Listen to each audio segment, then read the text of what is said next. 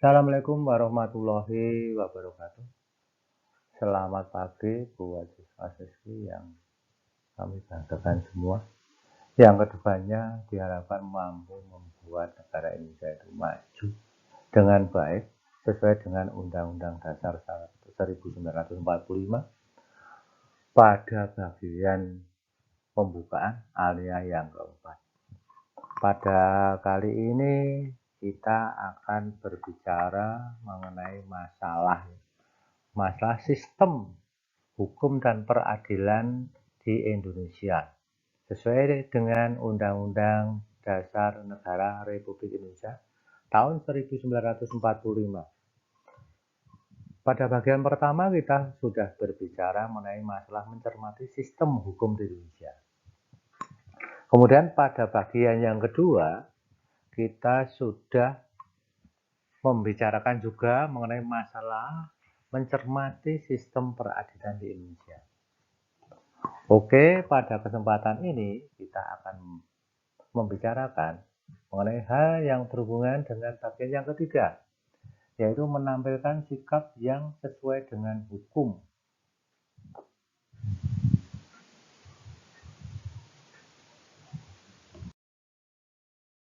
Kita menyadari bahwa setiap anggota masyarakat mempunyai berbagai macam kepentingan, baik itu kepentingan yang sama maupun kepentingan yang berbeda. Tidak jarang di masyarakat, perbedaan kepentingan sering menimbulkan pertentangan yang menyebabkan timbulnya suasana yang tidak tertib dan tidak teratur. Dengan demikian, untuk mencegah timbulnya ketidaktertiban dan ketidakteraturan dalam masyarakat, diperlukan sikap positif. Untuk apa? Yaitu untuk mentaati setiap norma atau hukum yang berlaku di masyarakat. Pada bagian ini, kalian akan diajak untuk mempelajari sikap yang sesuai dengan hukum.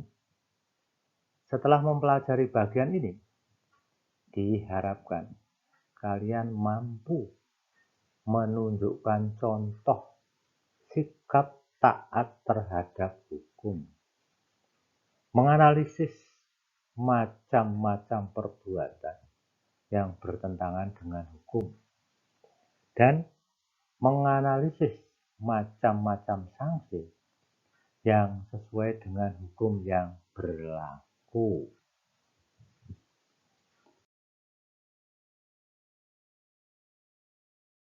Baik, sering kali kita jumpai di masyarakat perilaku-perilaku yang sebenarnya itu mencerminkan dari masyarakat itu sendiri. Di Indonesia, kesadaran tentang hukum itu belum seperti yang kita harapkan. Nah, karena apa? Yaitu tadi karena ya ketidaktahuan atau juga kurangnya sosialisasi di dalam hukum tersebut. Baik, nah kita akan bicara mengenai masalah perilaku yang sesuai dengan hukum. Perilaku yang sesuai dengan hukum itu adalah perilaku yang tidak melanggar hukum atau sebuah aturan di suatu tempat. Itu bisa di jalan raya, bisa di tempat umum, atau di tempat-tempat yang lainnya. Sehingga perilaku tersebut tidak menimbulkan kerugian pada yang melakukan dan orang-orang yang ada di sekitarnya. Berikut ini adalah contoh perilaku yang sesuai dengan hukum di beberapa lingkungan. Untuk yang pertama, dalam kehidupan di lingkungan keluarga. Salah satunya adalah apa? Mematuhi perintah orang tua. Saya yakin bahwa orang tua itu memberikan perintah kepada anak-anaknya itu dengan suatu tujuan agar kelak bisa menjadi anak yang baik sesuai dengan harapannya. Kemudian mentaati peraturan yang berlaku dalam lingkungan keluarga. Jadi di dalam lingkungan keluarga itu ada aturan-aturan, misalnya apa? Misalnya menghormati orang tua, berbicara dengan sopan, kemudian apa? Bisa bersikap adil terhadap adik-adiknya atau dan lain sebagainya. Kemudian yang ketiga, di situ tidak melanggar peraturan yang ada di lingkungan keluarga. Jadi peraturan yang di lingkungan keluarga itu apa? Nah, misalnya apa kaitannya dengan kesopan santunan dan kesusilaan dan norma-norma yang berlaku, baik itu norma agama maupun norma masyarakat di sekitarnya. Untuk bagian yang B ya, dalam kehidupan di lingkungan sekolah ya, tidak boleh mencontek ketika sedang ulangan. Nah, padahal kalau kita lihat ya, di sekolah-sekolah itu sering terjadi ketidakjujuran. Nah, tetapi saya yakin Anda termasuk orang-orang yang bertanggung jawab. Dan ketika ulangan itu tidak akan menconteknya. Karena apa? Ini akan menentukan kualitas Anda dalam mencapai masa depan. Kemudian memperhatikan penjelasan guru. Nah, ini kadang-kadang yang menjadi masalah di sini. Ketika guru itu menjelaskan, ada siswa yang kurang memperhatikan. Oleh karena itu juga apa? Dibutuhkan juga apa? Kemauan yang keras untuk mengikuti suatu pelajaran. Jadi perhatikanlah apa yang dijelaskan guru.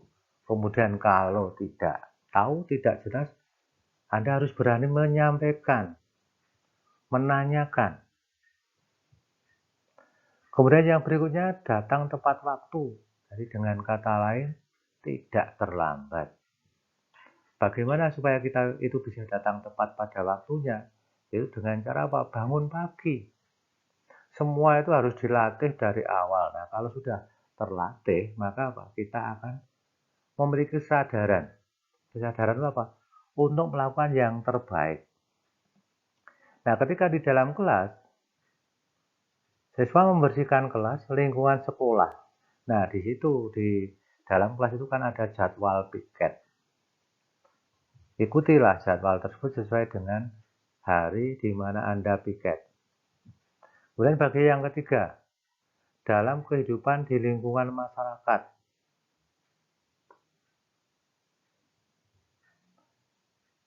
Di antaranya adalah mengikuti Siskamling. Siskamling itu adalah sistem keamanan keliling. Jadi bagaimana peran kita dalam menjaga keamanan di lingkungan kita. Kalau kita jabarkan ini memang cukup banyak juga ya.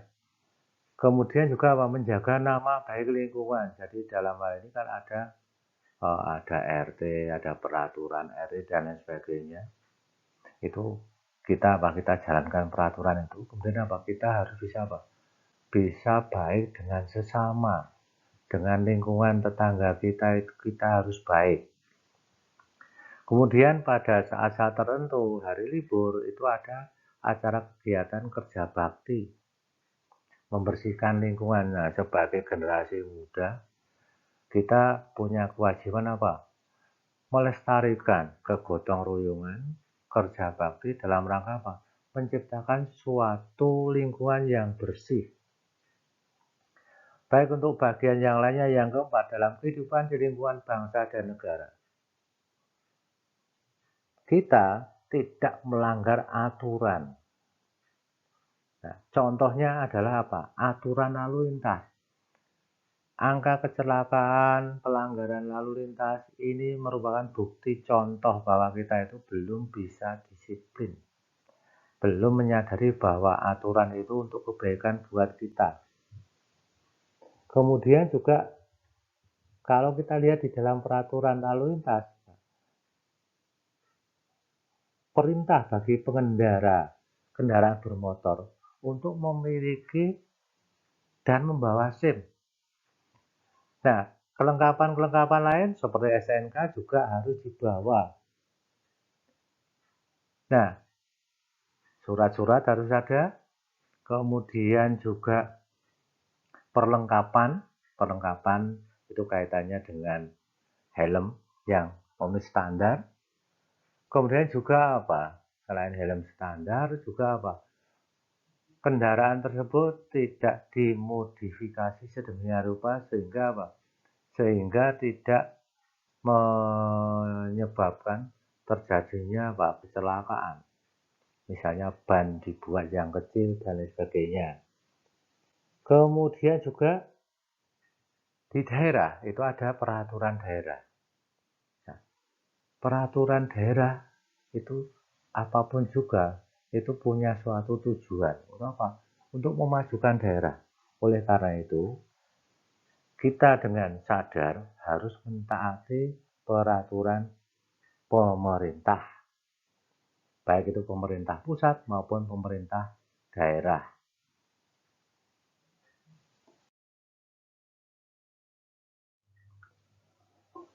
Nah, kita juga sering menjumpai banyak hal yang terjadi di masyarakat. Pelanggaran-pelanggaran terhadap hukum. Jadi di masyarakat itu sering terjadi perilaku-perilaku yang tidak sesuai dengan hukum. Ini bisa terjadi karena apa? Karena apa? Karena kesadaran hukum di Indonesia itu belum sesuai dengan harapan. Oke, kita akan bicara mengenai masalah perilaku yang tidak sesuai dengan hukum. Perilaku yang tidak sesuai dengan hukum adalah perilaku yang melanggar hukum atau sebuah aturan di suatu tempat, sehingga perilaku tersebut menimbulkan kerugian pada yang melakukan dan yang ada masyarakat di sekitarnya. Berikut adalah contoh perilaku yang tidak sesuai dengan hukum di beberapa lingkungan. Dalam lingkungan keluarga, contoh ya, perilaku yang tidak sesuai, membantah perintah orang tua. Atau juga dalam bahasa yang lebih pekennya yang sekarang berani dengan orang tua. Jadi setiap orang tua mengatakan sesuatu tentang kebaikan, kita membantahnya. Kemudian tidak mentaati peraturan yang berlaku dalam lingkungan keluarga. Contohnya misalnya, kalau kita pergi, tidak pamit. Kemudian hal-hal yang lain kurang sopan. Berikutnya juga melanggar peraturan yang ada di lingkungan keluarga besar. Jadi dalam hal ini sering juga terjadi seperti itu ya. Semuanya itu bisa terjadi seperti itu karena apa? Karena penanaman yang belum sesuai dengan harapan. Jadi orang tua itu kan punya kewajiban menanamkan nilai-nilai pada anaknya. Sehingga diharapkan tidak terjadi pelanggaran perilaku yang tidak sesuai dengan hukum yang ada dalam keluarga. Nah, yang berikutnya, dalam lingkungan di sekolah. Contoh, mencontek ketika sedang ulangan. Jadi di sini, untuk menghasilkan suatu kualitas yang baik, itu dibutuhkan kejujuran. Jadi dengan kesadarannya sendiri, kita tanamkan kejujuran. Karena kejujuran itulah yang akan menentukan kualitas siswa.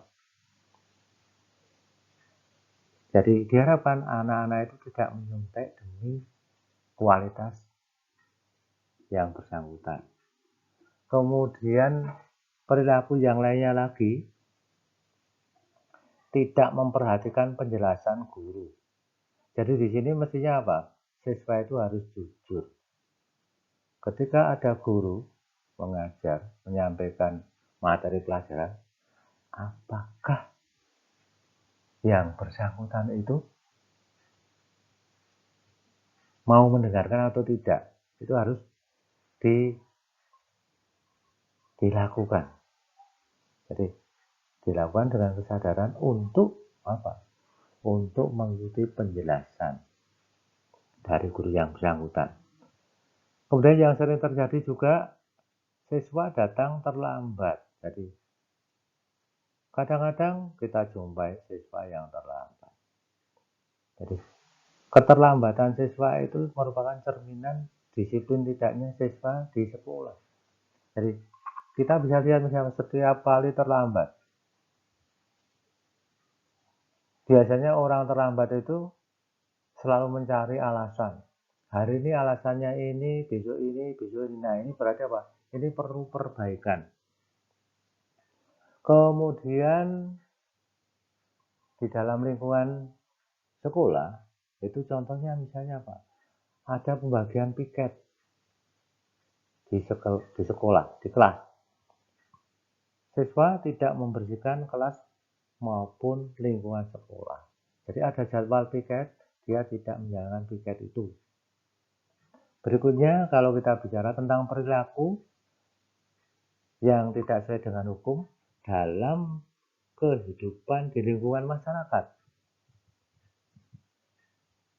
Jadi kalau di masyarakat itu ada apa? Ada sistem keamanan keliling. Nah, kita itu misalnya contoh apa? Tidak mengikuti ronda di kampung misalnya. Kemudian tidak menjaga nama baik lingkungan. Jadi bagaimana upaya kita menjaga lingkungan? Jadi ciptakanlah suatu lingkungan yang baik. Nah contohnya apa? Misalnya apa? Beredarnya berbagai macam minuman keras ini kan berarti apa? Suatu tindakan yang tidak mencerminkan lingkungan yang baik. Berarti kita tidak bisa menjaga nama baik lingkungan. Berikutnya, ketika ada kerja bakti membersihkan lingkungan, kita tidak datang. Nah, kemudian juga kalau kita melihat dalam kehidupan bangsa dan negara. Contohnya misalnya, contoh yang sederhana. Melanggar aturan lalu lintas. Kecelakaan yang tinggi yang terjadi itu karena apa? Karena pelanggaran terhadap lalu lintas. Oleh karena itu diharapkan apa? Generasi muda itu adalah generasi yang sadar dalam berlalu lintas. Bisa menjalankan etika lalu lintas yang baik. Kemudian tidak membawa SIM STNK saat berkendaraan. Nah ini yang terjadi. Banyak anak-anak yang seperti itu dengan alasan lupa dan sebagainya. Di samping itu juga sudah tidak bawa surat kendaraan bermotor. Kemudian apa? Motor dirubah sedemikian rupa yang tidak sesuai. Kelengkapan berkendara tidak dipakai, misalnya helm pengaman. Kemudian yang lainnya adalah tidak mentaati peraturan pemerintah. Nah ini misalnya apa? Peraturan pemerintah. Contohnya apa? Contohnya pajak. Jadi peraturan pemerintah itu ada pemerintah pusat, ada pemerintah daerah. Contoh misalnya, ini sering tertulis itu di perempatan-perempatan tentang masalah perda. Kita bisa lihat seberapa banyaknya orang-orang yang melanggar perda. Nah, tentu saja Pak, ini butuh apa? Butuh tindakan tegas dari apa? Dari penegak hukum.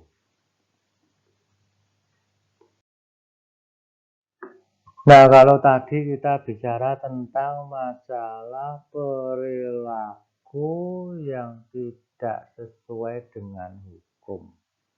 Nah, perilaku yang tidak sesuai dengan hukum ini merupakan ciri dari negara yang belum maju. Nah, kalau kita itu mau maju, ya satu-satunya adalah bagaimana penegakan hukum itu harus ditegakkan di Indonesia. Kemudian apa? Kita sebagai warga negara itu harus dengan kesadarannya menjalankan hukum itu dengan baik. Nah, untuk itu, kalau tadi kita bicara tentang masalah perilaku yang tidak sesuai dengan hukum, nah, untuk orang-orang yang seperti itu mestinya apa? Mereka juga harus tahu, diberitahu supaya apa? Supaya dia tidak kena sanksi. Nah, untuk itu kita bicara tentang masalah macam-macam sanksi. Perilaku yang bertentangan dengan hukum menimbulkan dampak negatif bagi kehidupan pribadi maupun kehidupan bermasyarakat. Ketidaknyamanan dan ketidakteraturan tentu saja akan selalu meliputi kehidupan kita. Jika hukum sering dilanggar atau tidak ditaati. Untuk mencegah terjadinya tindakan pelanggaran terhadap norma atau hukum, maka dibuatlah sanksi dalam setiap norma atau hukum. Sanksi terhadap pelanggaran itu amat banyak ragamnya. Misalnya, sanksi hukum, sanksi sosial, dan sanksi psikologis. Sifat dan jenis sanksi dari setiap norma atau hukum berbeda satu sama lainnya. Akan tetapi, dari segi tujuannya sama, yaitu untuk mewujudkan ketertiban dalam masyarakat. Apabila masyarakat itu tertib dan mau dengan kesadarannya terhadap hukum, maka masyarakat itu akan maju. Nah, berikut ini sanksi dari norma-norma yang berlaku di masyarakat. Yang pertama, sanksi norma agama. Ini biasanya apa? Selalu dikatakan sanksinya akan kita terima, yaitu berupa apa? Berupa siksa di neraka. Yang kedua, sanksi norma kesusilaan. Jadi orang yang melanggar norma kesusilaan itu, yang pertama, dia akan merasa bersalah. Yang berikutnya, menyesal. Atau yang ketiga, itu malu. Nah, untuk bagian selanjutnya, sanksi norma kesopanan. Jadi apabila kita itu melanggar sopan santun, maka apa? Sanksinya berupa pengucilan oleh masyarakat. Berikutnya, sanksi yang berhubungan dengan norma hukum, yaitu kurungan penjara, bisa denda. Jadi tergantung dari hukum yang dilanggarnya. Jadi kalau hukum itu bersifat tegas. Baik, itu materi pada kesempatan hari ini. Tentu saja saya di dalam menyampaikan pelajaran itu banyak kekurangannya. Saya yakin bahwa Anda itu adalah generasi muda yang siap membangun bangsa dan negara. Dengan mengedepankan kejujuran, semangat, tidak menyerah, berpikir kreatif, aktif, dan ingin menjadikan diri Anda sebagai orang yang mandiri. Terima kasih. Saya ucapkan kepada Anda semuanya yang telah mengikuti pelajaran ini dengan baik. Mudah-mudahan apa yang saya sampaikan itu bermanfaat buat Anda semuanya. Saya akhiri, Assalamualaikum warahmatullahi wabarakatuh.